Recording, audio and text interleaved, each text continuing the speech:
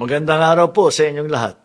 Nagagalak akong ibalita sa inyo na sa araw na ito ay opisyal nating inilulunsad ang Bawat Barangay Makinabang Program. Hangad ng programang ito na mabigyan ng tigda 200,000 piso ang bawat barangay. 100,000 ang maaari ninyong gamitin para sa educational assistance at 100,000 naman para sa Piling Capital Outlay Project na para sa ikauunlad ng inyong barangay tulad ng mga kagamitan para sa serbisyo publiko, mga patrol vehicle, o kaya ang mga printer o computer o solar street lamp. Kaugnay ito ng programang Road to Zero Illiteracy, one barangay at a time. At ang ating layunin na maihatid ang serbisyo ng pamahalaan sa lahat ng sulok ng bansa, sa mga benepisyaryo at kanilang pamilya.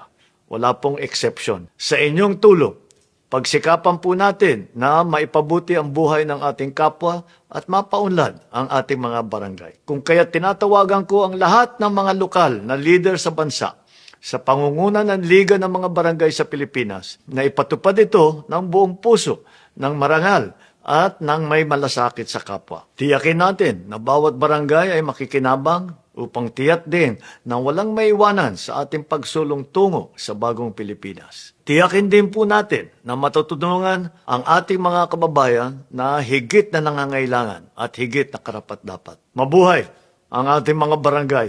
Mabuhay ang sambayan ng Pilipino.